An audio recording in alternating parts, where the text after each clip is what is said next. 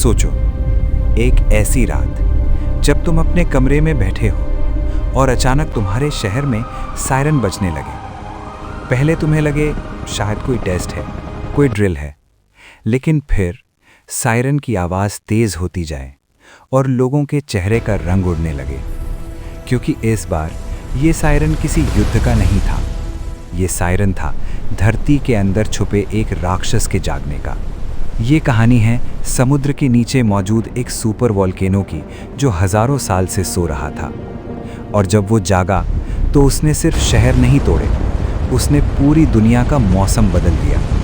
साल था 2038। दुनिया अपने काम में व्यस्त थी, कहीं चुनाव, कहीं मैच, कहीं सोशल मीडिया। लेकिन धरती के अंदर कुछ बहुत बड़ा बदल रहा था। पहला संकेत आया जापान से। समुद्र का पानी अचानक पीछे हटने लगा, इतना पीछे कि समुद्र की जमीन दिखने लगी। कुछ लोग खुश हो गए, बच्चे दौड़ पड़े, लेकिन बूढ़े मछुआरे डर गए, क्योंकि वो जानते थे समुद्र जब पीछे जाता है तो लौटकर कई गुना ताकत के साथ आता है। दूसरा संकेत आया इंडोनेशिया से। जकार्ता में एक के बाद एक झटके आने लगे, पहले हल्के, फिर तेज और फिर ऐसा झटका कि सड़कों पर दरारें पड़ गईं। लोग घरों से बाहर भागे, कांच टूटने लगे। उसी समय हवाई द्वीपों के पास समुद्र की सतह पर अजीब बुलबुले उठने लगे, मानो समुद्र उभल रहा हो। वैज्ञानिकों ने सोचा ये सामान्य अंडर वाटर वेंट होगा, लेकिन जब सैटेलाइट डेटा आया तो सबकी सांस रुक गई। प्रशांत महासागर के बीच समुद्र के नीचे एक लंबी दरार धीरे धीरे फैल रही थी और उसके आसपास भूकंपों की लाइन बन रही थी। वैज्ञानिकों ने तुरंत एक नाम दिया, रिंग ऑफ फायर का अंतिम अलार्म। अब दुनिया को समझ आने लगा, ये सिर्फ एक देश की बात नहीं, ये पूरी पृथ्वी की बात है। अब दुनिया भर में मॉनिटरिंग सेंटर्स में अचानक हलचल बढ़ गई। जापान का अर्थक्वेक सिस्टम लगातार अलर्ट दे रहा था। इंडोनेशिया के सेंसर्स एक के बाद एक वार्निंग भेज रहे थे और अमेरिका के साइंटिस्ट्स पैसिफिक ओशन पर नजर रखे हुए थे। दुनिया के कई शहरों में लोगों को मोबाइल पर इमरजेंसी अलर्ट्स मिलने लगे। कुछ लोग घबरा गए, कुछ ने इसे अफवाह समझा। सोशल मीडिया पर किसी ने लिखा, ये सिर्फ डर फैलाने के लिए है। किसी ने लिखा, ये दुनिया का अंत है। लेकिन धरती सोशल मीडिया नहीं देखती, धरती सिर्फ अपना काम करती है। कुछ जगहों पर लोग समुद्र के किनारे जमा हो गए, फोटो लेने लगे, वीडियो बनाने लगे। और यही सबसे बड़ी गलती थी, क्योंकि प्रकृति जब चेतावनी देती है तो देखने के लिए नहीं, भागने के लिए देती है। धरती ऊपर से शांत दिखती है, लेकिन इसके अंदर आग का समंदर है। पृथ्वी के नीचे टेक्टोनिक प्लेट्स हैं। ये प्लेट्स धीरे धीरे खिसकती हैं, टकराती हैं, और जब दबाव बढ़ता है तो भूकंप आते हैं। लेकिन इस बार जो दबाव बन रहा था वो सामान्य नहीं था।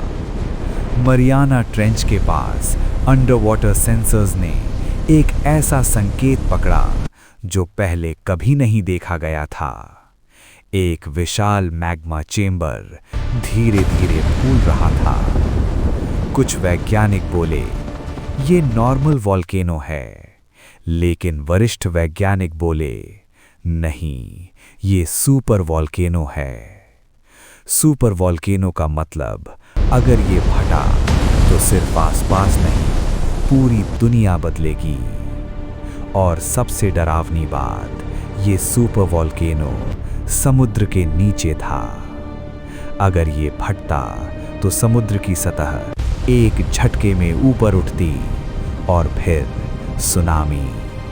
और फिर वो रात आ गई। समुद्र के बीचों बीच एक ऐसा विस्फोट हुआ जिससे पूरी पृथ्वी कांप गई।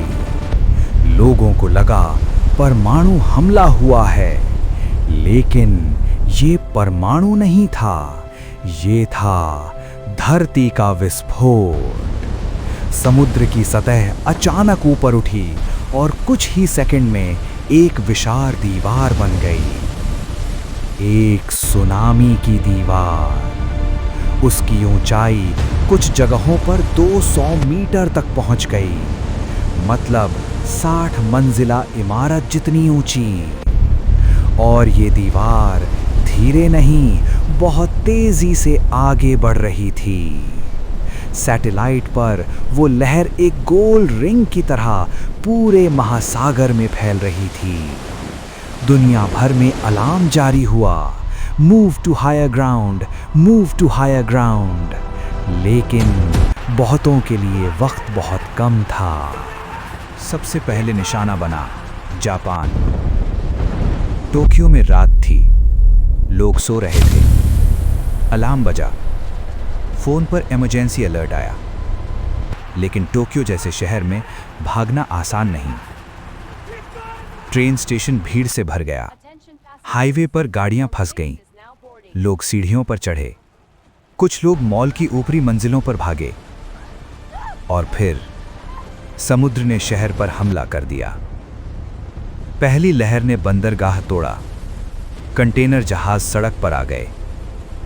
दूसरी लहर ने हाईवे उखाड़ दिए, मेट्रो के एंट्रेंस में पानी भर गया। और तीसरी लहर सीधे शहर में घुस गई। पानी इतनी तेजी से आया कि लोगों को समझ ही नहीं आया कि वो भागें या रुकें।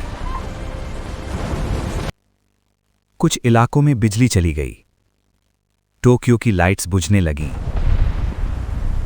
और कुछ ही घंटों में टोक्यो का एक बड़ा हिस्सा समुद्र बन चुका था। और फिर इंडोनेशिया, जकार्ता, जो पहले ही खतरे में था, अब पूरी तरह डूब गया। लोग छतों पर फंस गए। रात में हेलीकॉप्टर की लाइट डूबे शहर पर घूमती रही। फिलीपींस में तटवर्ती गांव जैसे मिट गए। लहर आई और सब कुछ बहा ले गई। और फिर अमेरिका का वेस्ट कोस्ट, कैलिफोर्निया में लोग भागे समुद्र से दूर। गोल्डन गेट ब्रिज के पास समुद्र का स्तर ऊपर उठने लगा। बंदरगाह के जहाज एक दूसरे से टकराने लगे। कई सड़कों पर पानी भर गया। अब दुनिया को समझ आ गया, ये सिर्फ एशिया की कहानी नहीं, ये पूरी दुनिया की कहानी है। लोग सोच रहे थे अब सबसे बुरा खत्म हो गया, लेकिन असली खतरा अब शुरू हुआ। सुपर वॉल्केनो लगातार फट रहा था। उसने इतनी राख और धुआं निकाला कि आसमान का रंग बदलने लगा। सूरज धीरे धीरे फीका पड़ गया। दोपहर में भी शाम जैसा अंधेरा होने लगा। कई शहरों में राख गिरने लगी, बिल्कुल बर्फ जैसी। लेकिन ये बर्फ नहीं थी, ये राख थी। हवा भारी हो गई, लोग मास्क पहनने लगे। कई जगहों पर सांस लेना मुश्किल हो गया। वैज्ञानिक बोले, मिनी आइस एज की शुरुआत हो चुकी है। मतलब तापमान गिरने वाला है और मौसम पूरी तरह बदलने वाला है। अब दुनिया के सामने सवाल था, लोग जिएंगे कैसे? राख की वजह से सूरज की रोशनी कम हो गई, फसलें खराब होने लगीं, खाना महंगा हो गया। कुछ देशों में सुपरमार्केट खाली होने लगे। लोगों ने सामान लूटना शुरू किया। दंगे हुए। कुछ जगहों पर खाने के लिए लड़ाई हुई। और जब इंसान भूखा होता है तो वो कानून नहीं देखता, वो सिर्फ रोटी देखता है। लेकिन इंसान की सबसे बड़ी ताकत है अडैप्टेशन। भूमिगत खेती शुरू हुई, मेगा वॉल्स बने, ऊंचाई पर सेफ सिटीज बसाई गईं। लोगों ने एक दूसरे की मदद की। और आज भी लोग उस दिन को याद करते हैं जिस दिन समुद्र ने शहर निगल लिए और उस दिन ने दुनिया को एक सबक दिया।